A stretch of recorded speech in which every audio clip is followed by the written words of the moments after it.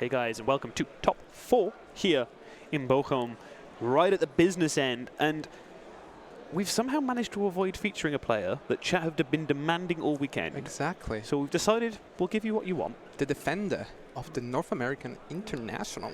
Since what, 3 years? 2 years? I don't remember. Yeah, it's basically his back now. To back. He just owns it. Yeah.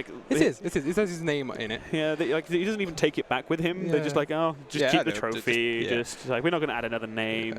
It's yours. We're obviously talking about Stephane Ivanoff, yeah, which is facing against a limitless to CG player. Yeah, Pedro Eugenio Torres is here. He's tired. He's very tired for reasons we should not speak of. Yeah, but in any case, we will think that this matchup is amazing. Yeah, just two players. Sorry. Yeah, I mean, so again, right? The tool hasn't worked perfectly, as you'll see in a moment, but Pedro speaks for himself, right? Yeah. Goes ahead and wins in internationals, yeah. top 4, top with 8. A deck that nobody expects. People will just shovel it down. Top 4 it's never worlds. Go. Yeah. I've actually got his worlds deck. Yes. It's quite nice to have. I'm not going to say I'm a fanboy, but I do have signature. Yeah, mine's also signed. Yeah. Okay, he's winning. So it's actually it's pretty cool. You know, and he's playing a deck that was expected to do well this weekend, but is actually in a weird spot in the format, as we'll see in a minute. And he the played ADP. just straight away. Like, he just added some fairy attackers, and that was it. Yep. Amazing. Well, and actually, this is going to be a really key thing that we've seen throughout the weekend. Stephane, now, this is not his full list. Yes, we're sorry by any stretch in terms of his accomplishments. He has quite a lot more.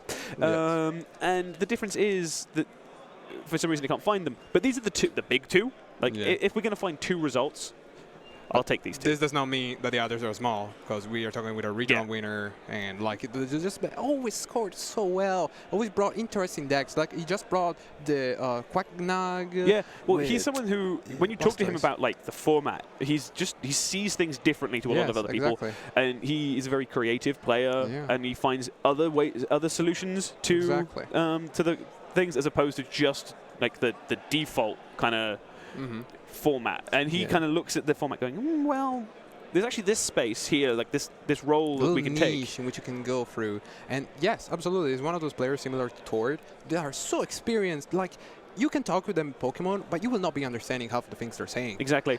As we get to go and get to see the prize cards coming down. So Pedro. One mulligan for now for Pedro, obviously playing. Wow, he draws another. I think he plays only 6 Pokemons. Yeah, so Stephane's list is streamlined. I think that's the way I would phrase this. There are 4 Baby Blacephalon, 1 Blacephalon GX, a Victini Prism Star. That is it. 16 Fire Energy, and a whole lot of stuff to make sure you get your Fire Energy. If you thought before the Joshua's list was straightforward, this is a different thing. And then if you look at Pedro's list, meanwhile, it's actually one of the more teched out ADP lists. Exactly.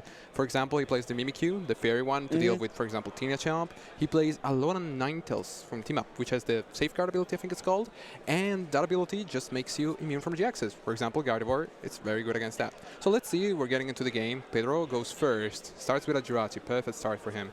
And I'm pretty sure he also drew an extra card for the mulligan. There's on a skateboard.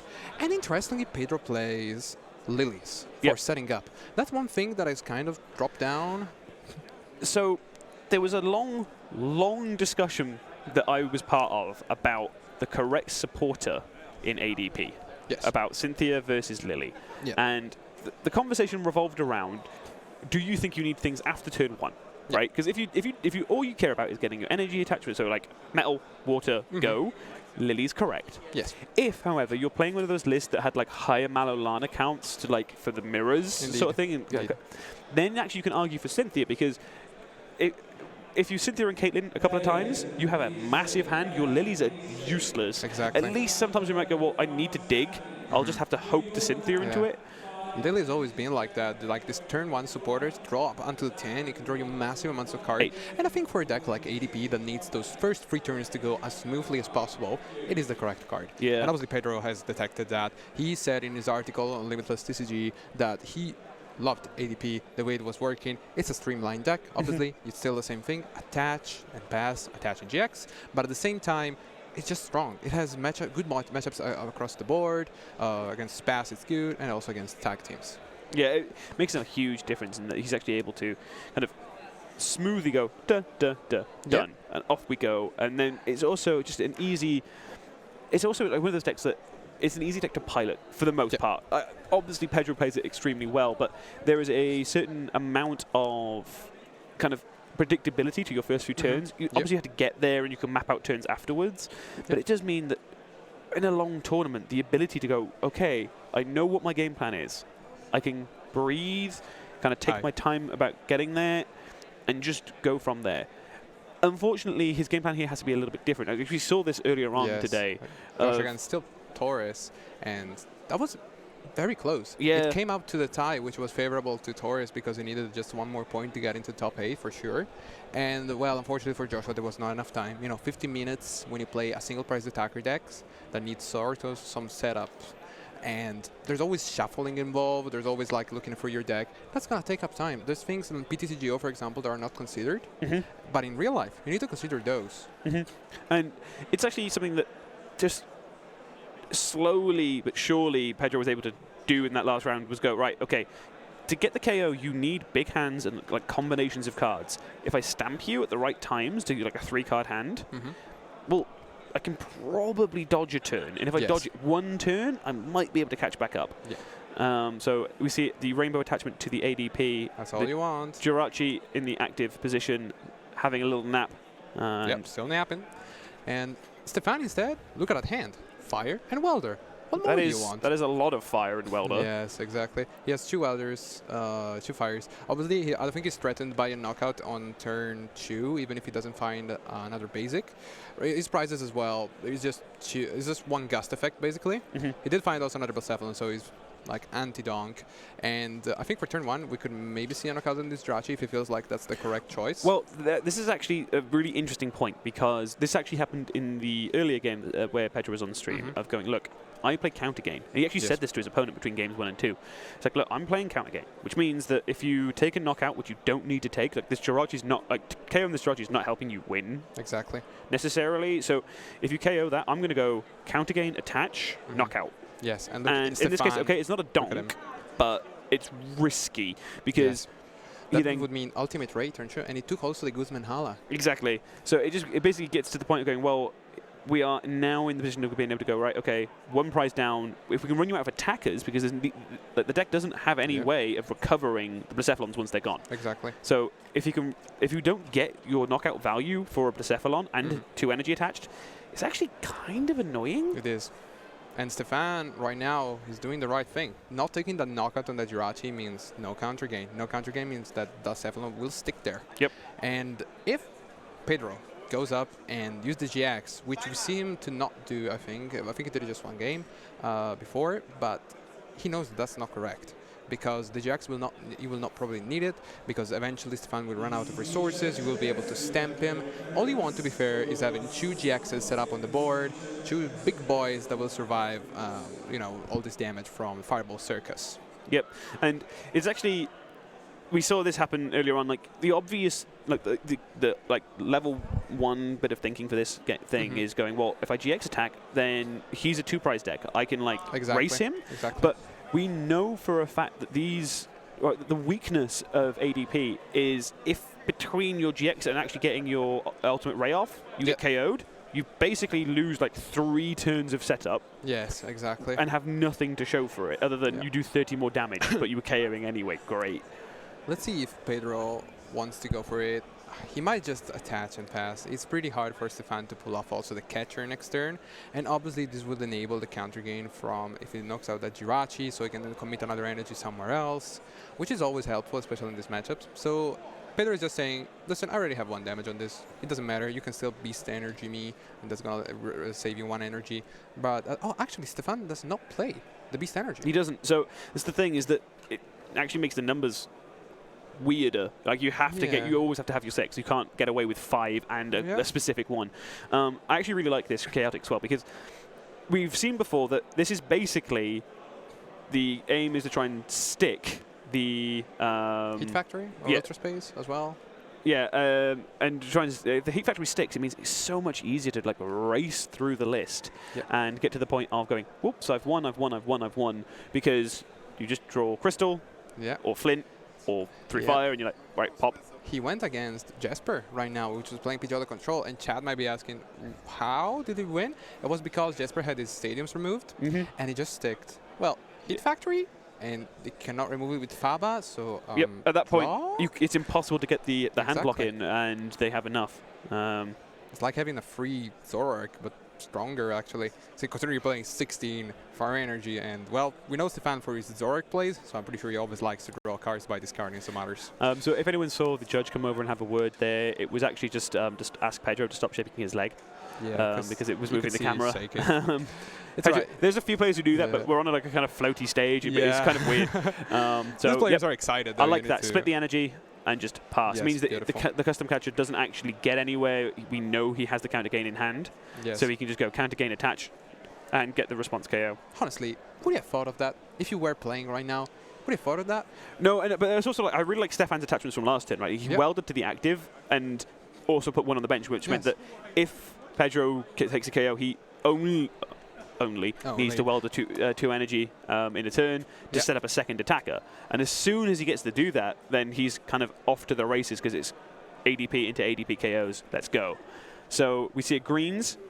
This will be looking for probably, I don't know how much fire energy he's got in hand, or if he wants to. I think he has 1 or 2. Okay, so the flint is normal. You want an early fiery flint because you need to stockpile them. Yes.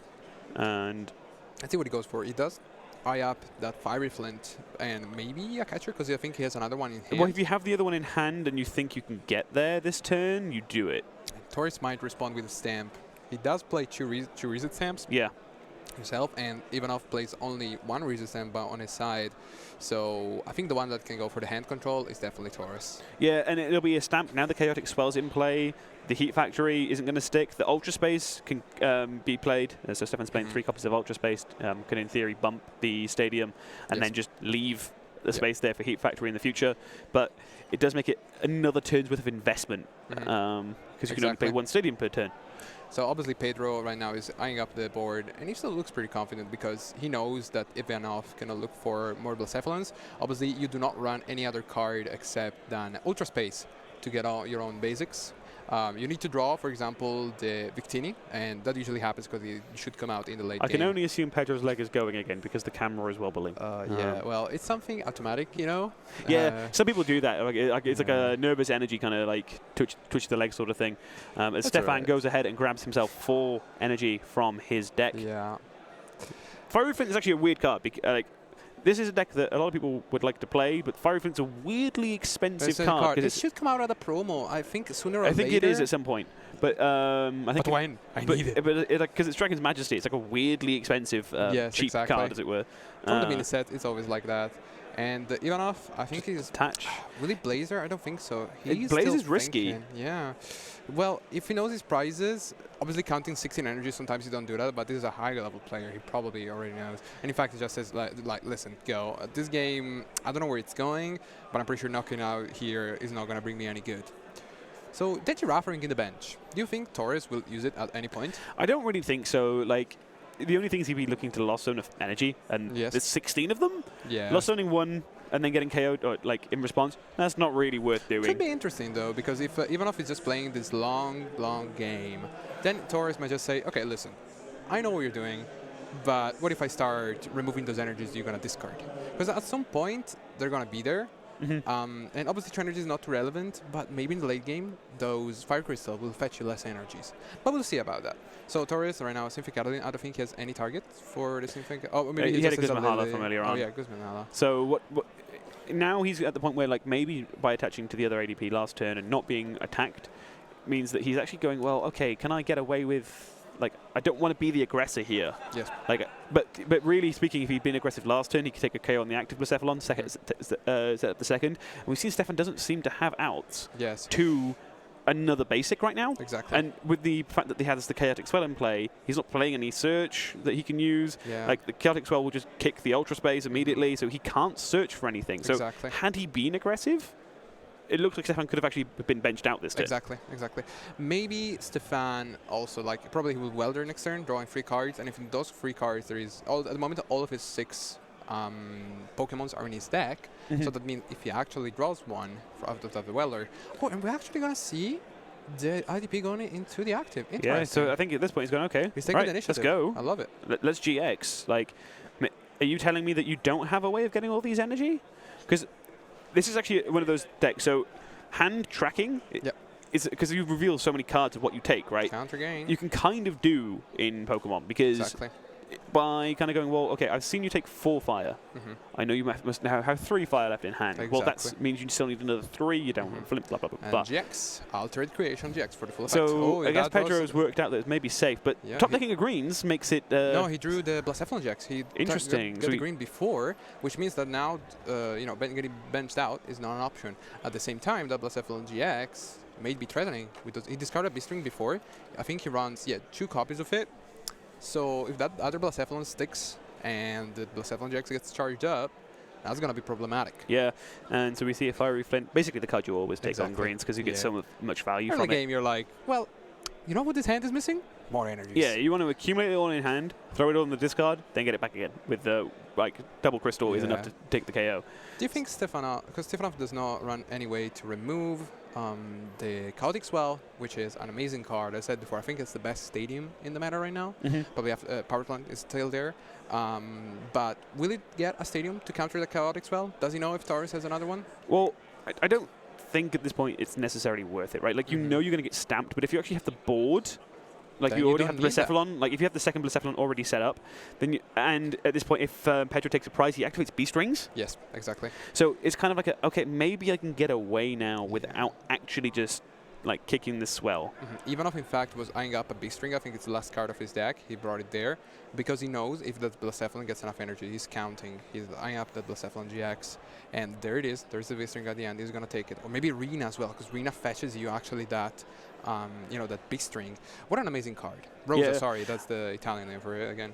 Yeah, Rosa is actually a really cool card for these kinds of decks. These non-GX decks. Single prize attackers, just love it. Where they go, well, cool, and now I get to search 3 cards. And like, because you're a non-GX deck, you're probably getting knocked out every turn, so you can have multiple turns of searching the 3 perfect cards that you want. Okay, obviously there are restrictions of like Pokemon energy and there are obviously restrictions, but at the same time, it's just what you want. You usually need one of each. That way, he also gets a Blacephalon without relying on the Ultra Space. I don't think Pedro is amused by these developments. No. His face. He's not frozen. He's not frozen. He's still just. He's like, that was lovely. A lot of energies. So and clearly, if you discard, if you're discarding double fire, that means you've got the crystal in hand, right? What a card, Crystal as well. Makes all of these like welder decks work very well. Maybe Mewtwo is the only one because he has Turbo Strike. They can dodge it. He's going to play the Blacephalon because what he's hoping basically to do is promote B-String. And 3, 6, bonk. Go away. But we are now live with the B-String turn and the counter game that's currently attached to Pedro's other Arceus, Dialga, and Palkia GX is now online. He also has an energy in hand, so he's not worried about that. No. Let's see what will Pedro go for. Starting with a Stellar Wish, there's nothing in particular he wants. He's tilting his head. It's not sure. I don't think there's anything amazing there. Obviously, he has a massive hand. Yeah, but even with a massive hand, if you do not have the right tools for it, he's eyeing up a Great Catcher, which I do not despise as a play. In this way, he makes him sort of... He just expects Ivanoff to play just one of the Blacephalon GX. So, I do like that play. And being able to take 4 prize cards here. Yep. Oh, you 3 prize cards. It's still a Rosa, but it... so I think we will see a Reset Stamp for sure. Yeah, and just try and get rid of the hand, right? Yeah, Reset Stamp is, as we said, the only nerf to, at the moment, to green decks. Yep. Because, and especially this deck that they have no other way to draw, they do not have Miss Magius, they use only bikes basically to have consistency, and the supporters themselves. Considering also how many supporters Ivanoff has played, it might just be the way for Torres to win. Sometimes you need to hope. So this was, I was having a chat with someone else from Top 8, or some of the others earlier on, about this particular matchup, if this were to happen. And it was Jesper having just played Stephane, actually. Yes. And he was like, well, he just seems to have so many ways of unstamping. Yes. Right? Like, so he's playing the 4 greens, obviously. Yep.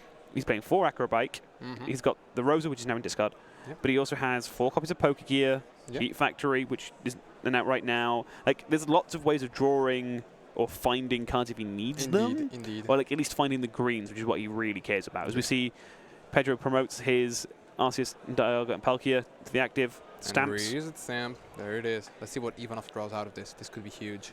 Especially Ivanoff, I think he used 2 greens, 1 welder, or 2 welders. And at the moment, if he draws, for example, a Beast Ring, and obviously he draws first, then he decides what to promote, which is going to be probably game deciding, depending on what he draws. Because if he draws, for example, welder and Beast Ring, that's it. Yep. As we see Pedro just go ahead and charge up that Keldeo, so in this way you will give your opponent to 5 price, which is great. And Ivanoff obviously does have the custom catchers, but if you get stamped to 1, are you going to draw 2 cards? Are there going to be 2 catchers? Well then, my friend, I think you deserve to win. Well, this is actually nice as well, because it just means that like the Blacephalon GX line is a commitment that Stephane can't actually necessarily make. So he does now draw another Blacephalon 4 turn. Pedro missed the reset stamp from prizes. That's the last reset stamp he has. Yeah. But that's okay. Like, there's not an awful lot in hand. It just bounces the stadium. Plays. It's gone. And I think Stephane did not draw much out of there. Let's see. I think as a catcher, he's going to draw. Yep. There we go. Custom catcher draws 2. The nice it's also a consistency card, right? That's what I really like about it. That sometimes you get stamped to 1, but if you have a custom catcher, that's really good. Yeah, I actually like these cards, which are like, this is like the Puzzle of Time-esque thing, but there's also Mixed Herb and Custom Catcher of like 2 effects if you play more than 1 of them. And it's actually quite nice because oftentimes the first effect's kind of rubbish, but this one is it comes up every now and again. Like even Mixed Herbs is like okay in certain situations. As we see, he gets the greens, if he stamps 3, finds the greens, off he goes. Well, he cannot take the knock at this turn, but he can set up the Beast Ring and the Fire Crystal. He can get very, very close, right? I don't know what his hand... I didn't see the last card in hand, but the Beast Ring powers up. He might even have game somehow if he has 2 Fire Crystals. Yeah, he does. So there it is, just 2 Fire Crystals. I didn't see the last one in hand. That's another 3 prize cards. Jesus. And that is the end of Game 1. Stephane showing, really, this is what the deck's supposed to do, is just go 3 prize cards, 3 prize cards. Thank you very much. Yes. And, I mean, you can't fault it when it works. Well, you can't fault just the idea of it. It's just Blacephalon is, I wouldn't say it's a dumb deck, but it's definitely one of those decks that you have. I mean, it's literally a clown. It works, exactly. Clown. It's literally a clown. Clown meta, guys. We live in reality now. But no, we're now getting ready for Game 2. It's a matchup that we, like, picking the matchups for the stream, we knew, unfortunately, this was kind of a rough one for ADP because of that ability to just go 300. 300 damage. 300 again. And obviously, that was threatened before, like when deciding this deck, I think also with Kim, we were thinking, this is a 2-shot meta. 150 is kind of the numbers that you see usually on these like Gardevoir, Pikarom, and if you're able to boost the damage, some decks can do that. For example, sure, exactly, or Electro Powers or anything like that. While damage capped attackers, I don't think they will.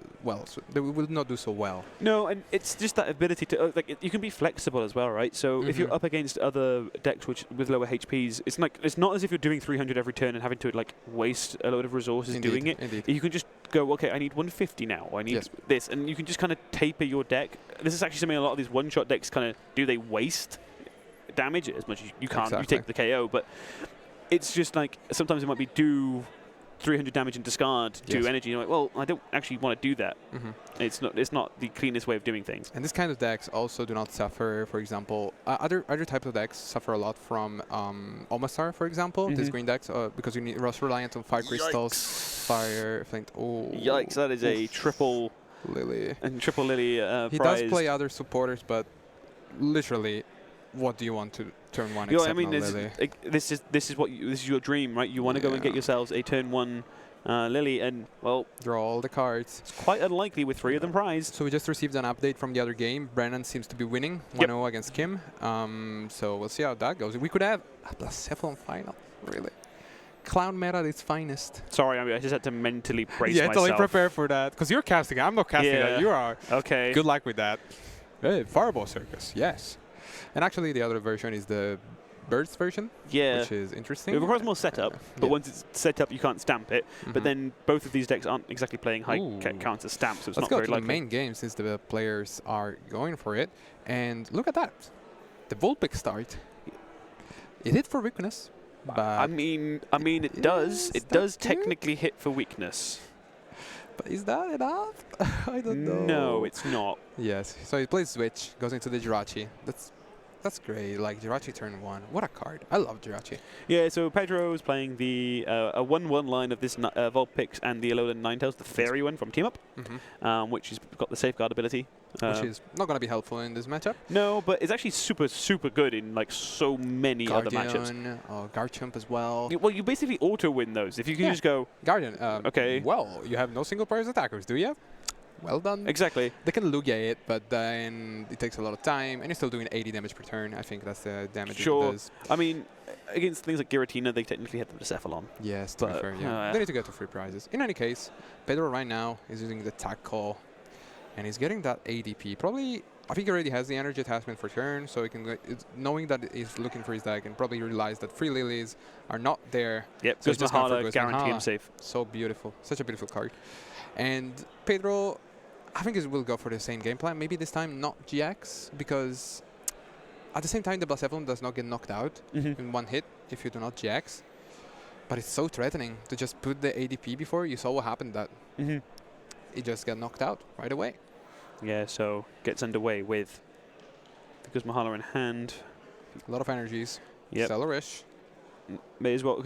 So again, this is a nice little bit of ordering of, well, sometimes you want to search and thin your deck before you set a wish. But here he might find the thing that he was going to Guzmahala for. Yep. And then he can Guzmahala for the other thing. Yes. Like he can go, well, actually, I wanted this stadium for now, but I might want to take something different. So this card is still on Ninetales. He understands that it's not useful.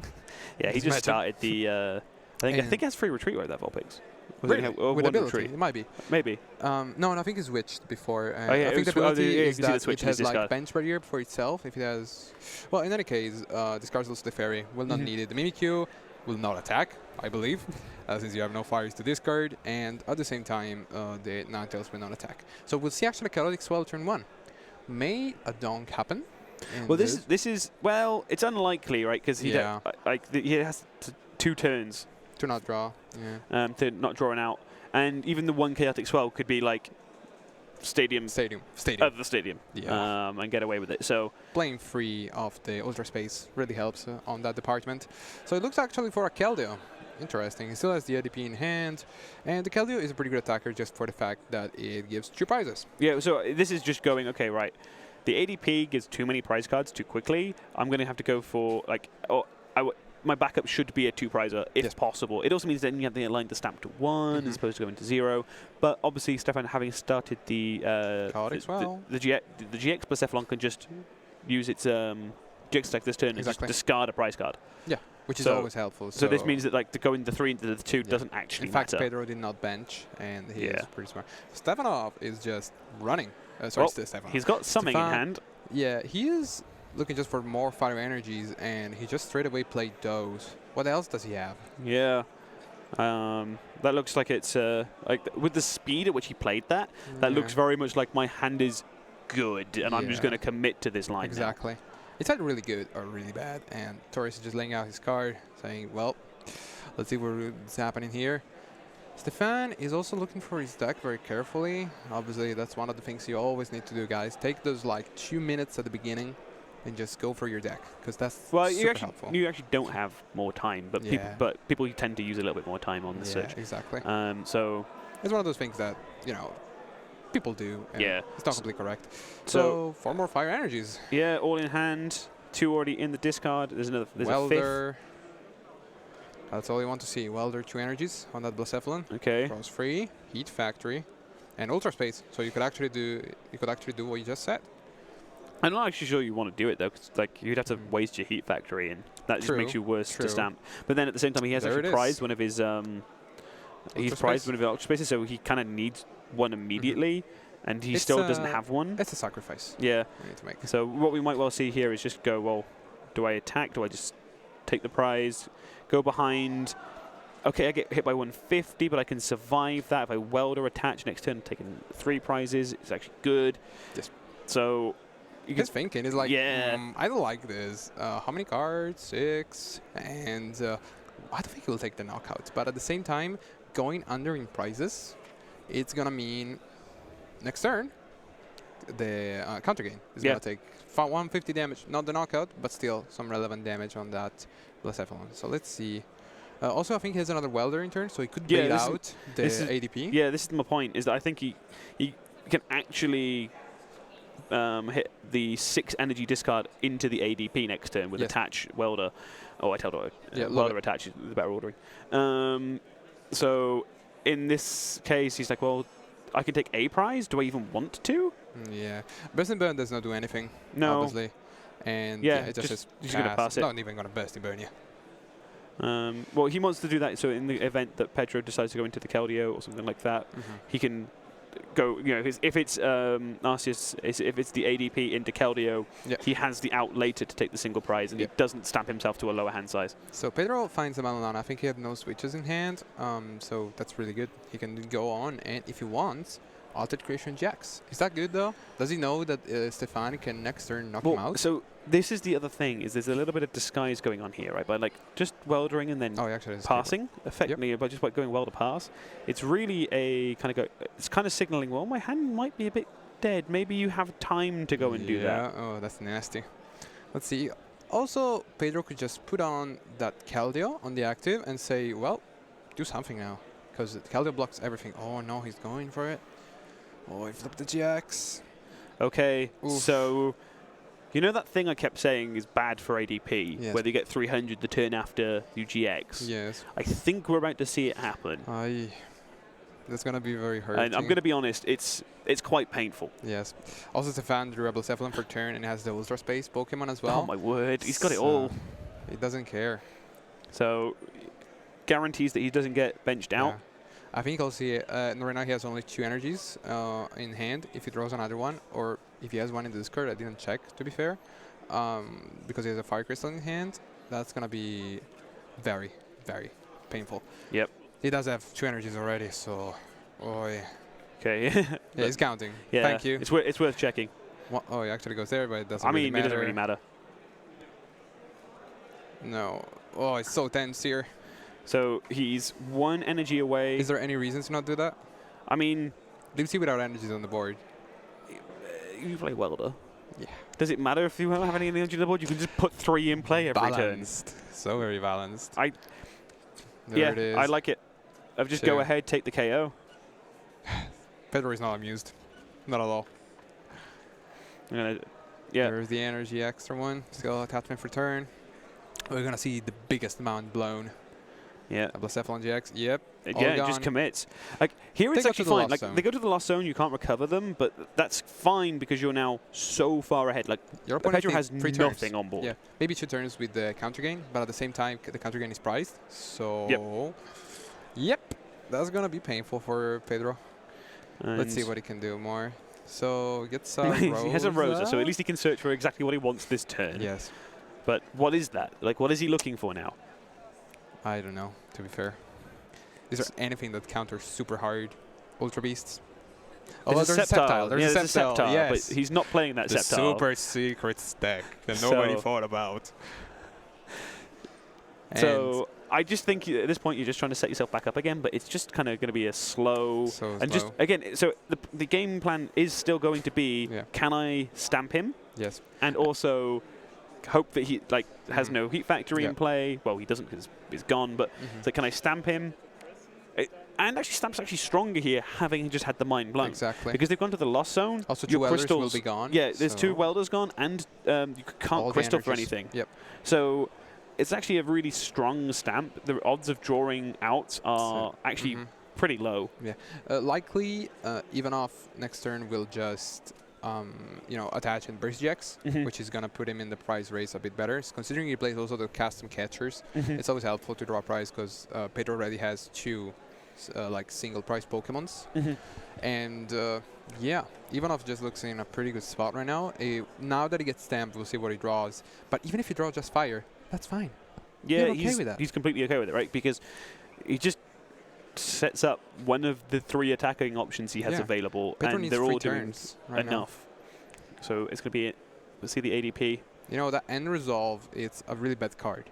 But sometimes... No, you could have stopped. Okay, sorry. You could have stopped. It's a really bad card. We don't need to talk about why it would be good here. Believe. No, we don't need to talk about it. So we just see the rainbow attach onto ADP. Just going, well, Puts on the Vulpix. Well, he always feels bad when you're going, here's a Vulpix. Please just don't do too much damage. It's cute. It's cute. Please look at it. Would you hurt that? Exactly. Would you really? Technically, like you said, hits for weakness. It could be scary for the Blown. It might decide that it has to mind blown it. 10 damage. Plus 30, 40, 80. Whoa. That's a 3-hit KO. Yes. Beautiful. I take it back. I'm not worried about the 3-hit KO. It's okay. And also, Pedro does not play that Cryogonal, which I personally really like. It's actually so in this specific matchup. So this is a matchup I've played a lot in my locals. Being able to go stamp Cryogonal. Wait, what? And hit. Just happen? Wait, can he attack for 1 less? Can we have this up? Because, oh yeah, I think it needs 1 less energy to attack if he has no energy attached. Well, all right. Wow, that's really good. I can't remember the text on this, but it did something. It did something with 1 less. I remember that. I'm actually now scared of the Vulpix. I take it back. I take back me taking it back. I'm now terrified. Wow, so cute, and yet it just rammed into you. What are you gonna do? You're gonna hurt it back? Oh, Poke Gear. Okay, Gear. Looking for Welder at this point, or greens again. Keep trying to set up. Greens. Yeah. Beautiful. Pedro still has access to the catcher if he's able to, but wow, Stephane just drew like these decks that seem so weak to the stamp. They actually don't care. Every time, just draw out of it. This is the thing, right? Is there's actually going to be a critical mass of like consistency cards that you can put in that you can get away with being this aggressive and stamped in. So there we go. As long as this Pokemon, so it just has. Oh, it just attacks for 0. Oh, it just attacks for 0. Okay. And it does have Bench Barrier. Yeah. Okay. Wow. Yeah, Alolan Vulpix always attacked for 0. Also, the Alolan Vulpix before. Well, that was actually the Alolan mechanic. Is that all the Alolans had a free attack, which was kind of cool. Oh yeah, that's true. So that was actually a really neat. Like they do that in like the design blocks in the TCG, and that was the Alolan one of like have free attacks. There was the Alolan Doug trio that had a free attack, which is kind of cool. So is there a point for going to the Bursting Burn this turn to prevent AD damage? I don't think there is, because especially look at his hand. I think what did he just take? I think another Green Exploration and the Fire Flint. So in this case, just energy attachment. I mean, you're completely cool with Pedro taking 2 prize cards, right? Exactly. Because if in the time of you taking those 2 prize cards, you set up a thing that takes 3 prize cards. I mean, 3 is more than 2. Stephane is saying, well, I know you can knock out this in a very quirky way, but I still have Blacephalons, you know? I still have the Fireball Circus and a lot of fire energy still 10 fire energies just roaming around my deck. So we see a Malolana switch. I love how versatile these tag supporters are of just being able to go, I'm going to do a thing now. Absolutely beautiful. So strong, so versatile, can be played in most of decks. There's so much support for tag teams right now. Let's hope also that the next set is going to bring something for also other decks. But we see him here going for the Stellar Wish, grabbing a Symphony Catalin. And yeah, I think Pedro already has the energy on turn, and I don't think there will be much more that will be done. No, it'll be like he's just retreated to use the Jirachi. He's going to attach, probably retreat back into the Alolan Vulpix, do it again. Retreat, and Gnaw. Slowly gnawing. I'm now terrified. At the clown. And energy as well on the ADP. It's another 80 damage coming out. Scary stuff. It's going to take 3 whole prize cards with a Vulpix. What is life? That is worth flex points. Yeah. I mean, not as much as his game round 1 yesterday with that top deck switch. That was the biggest flex. We're not getting already. We're not getting more than that. The glory. So Pedro. Stephane's got the greens again, so you can chain these greens nicely. Yeah, green looks for green. Such a good card. And obviously sacrificing abilities is sometimes painful. But what if you just play things that go face? What if they just all attack? So there's actually a really nice option here of just going, well, okay. And we've seen this a lot of times. Like the decks that play greens can be either really aggressive in the shape of this. You also have like I'd put Tina Chomp with greens into the like extremely aggressive category. But then you also have the other side of it of like ADP greens, quite slow, and God of War. I was going, look, is it either an inevitable outcome or a really aggressive outcome? Exactly. You want to do something with those decks, which is either just winning or the other one, which is just setting up for a better result. So Stephane is setting up that B-string, which I do not despise. I mean, so he knows that this Stephane is being knocked out playing Alolan Vulpix, a sentence I genuinely never thought I was going to say. which means that he can get into the B string next turn, power up a Blacephalon on bench, and then start threatening to KO the ADP again. So we have an update. Brennan seemed to have won 2-0 against Kim. Obviously, Blacephalon Bears, it has a much favored matchup against Pikarom because it's just going to shot you. Well, it's the same kind of matchup as this, right? Exactly. If you're in a two-shot, and we're in a two-shot meta, so format. Like this is what we're really looking at. It's mostly two shots. Yes. And if you're then going to play a one-shot deck that can one-hit KO everything and aggressively take prizes, you're just kind of favored. And then at the same time, you're also a single prize attacker, which is just really nice. So Stephane decides to go for a B-string and Green's Exploration. I do like that. At the same time, since he's playing green, his green count in the deck is slowly going down. So Torres might exploit this if he does have a reset stamp. Well, yeah, exactly. It's actually sometimes not playing the resource to go, well, like, you thin your deck by playing greens, but you don't if you get stamped and they go back. So at the same time, I think Stephane, he should have game next turn because he's just going to attach now, get more energies, and the green is going to fetch him 2 catchers. So, yeah, that's just going to make him win. Pedro has to stamp this turn. Yes, and I don't think I saw it in his hand. I don't think it was there. There will be no Rosa shenanigans because Stephane is well aware of not taking any knockouts right now. So let's see where this goes. So probably we'll see an energy on that bench Blacephalon, maybe? He's thinking. Well, I mean, he has the B string, so that's actually an argument not to put it elsewhere. Indeed. He might even go for the burst. Yeah, let's see. Stephane is thinking. Burst GX here never really helps with the prize trade, so it's kind of a wasted attack. So just go for the Burn and Confuse. So he's saying, listen, I don't even need to get the catchers. I want you to come. Fight me. Hit me. And there's Giraffe. We're watching a fight between a clown and a tiny Arctic fox. What is this? Well, that's Pokemon to you today. There's Infinite Cuddling. Let's see. Pedro, I think, is forced to take the knockout right now. Ivanoff is just slowly but surely going forward. And Pedro instead right now seems to, he just gets back to Malo and Lana, but this means no retreat as well. He needs to find a way to retreat. And he drew an energy, but he needs to commit the energy attachment to the ADP. So, yeah. Let's see. So Pedro is thinking. He could go for the 50-50, but that... and he's still burned, so that's going to get this is the thing, is it actually gives it the prize going back into Stephane's turn. Ultra Space, taking a quick glance. No actual targets. Remember, guys, use Ultra Space. Use what your opponent gives you. Well, it's pick your deck up, have a look. Yeah, and then play the card. That fetches you the cards you want. It's just a nice reminder of, like, I know people check their prize cards, but it's a lot of concentrating, it's a lot of thinking. Yes. Actually getting the opportunity to go, right, I'm pretty sure that was still in there. Yeah. Is it? And go and have a look. So, especially when you're 1-0 down, you want to, it means you can save time in your prize search if you know they're going to give you an Ultra Space. Pedro retreats. Interesting. Pays the retreat into Jirachi. He really wants the reset stamp. He's really fearing that knockout. There is a reset stamp. There it is. Okay, this is a big old reset stamp. Big hand, down to 3 cards. He could... It's a bit risky, but he could still wait 1 turn if he knows that Stephane... Because Stephane committed the energy on the bench. Sorry, on the active. Exactly. So you can't greens and attack with it this turn. Indeed. So Pedro is thinking. He's saying... Actually, he can manual...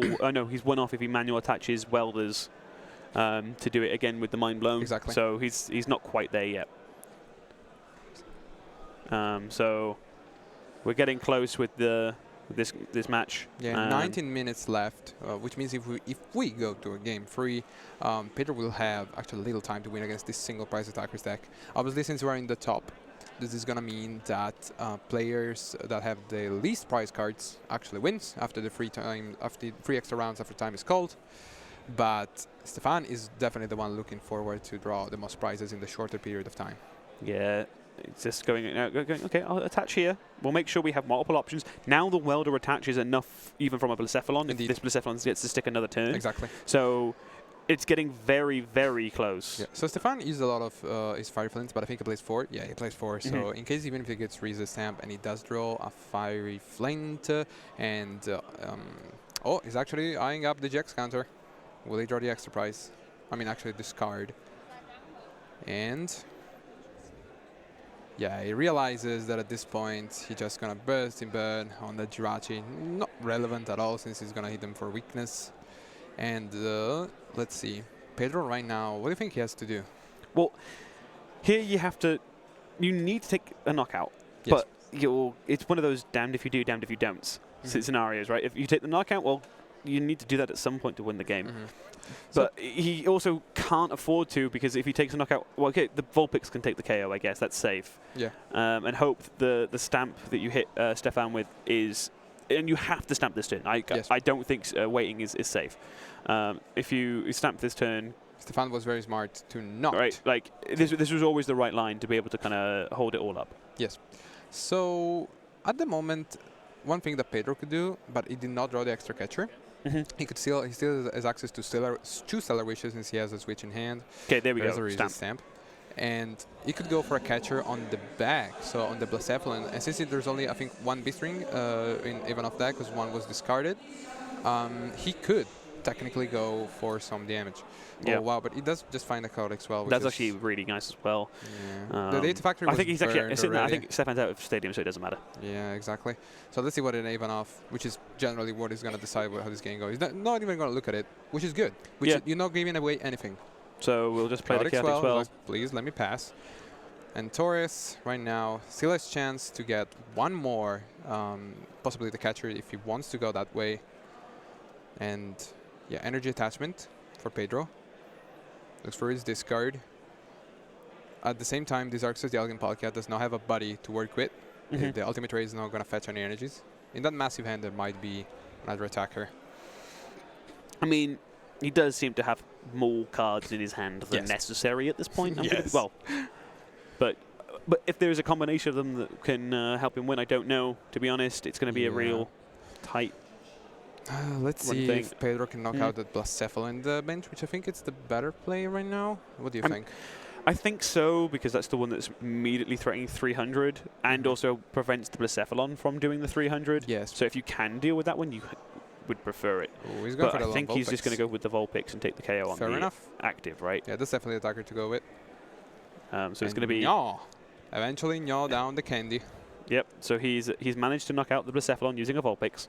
Does draw a catcher, which is nice. Takes 3 prizes. Victini, Fire Crystal, and a bike. Yep. Okay. So can he do it? We top deck greens. I told you, they're immune. You can't stop them. He top deck greens. What is life? And another green, if he wanted to. Wow. I'm not. He discards you with the Pokegear. It's like, well, I already have all my spotters. Greens. He has 3. Does he have the? No, he has no energy in discard, right? He has the 1 in discard from the Blacephalon. So actually, he can't even crystal. The crystal's not good enough. But you know, he does have Fire Reflame. Yes, but at the same time, he's not going to get the catcher this turn because he does not play a copy of Great Catcher. Yeah, he plays no Great Catcher, just the custom. Just the customs.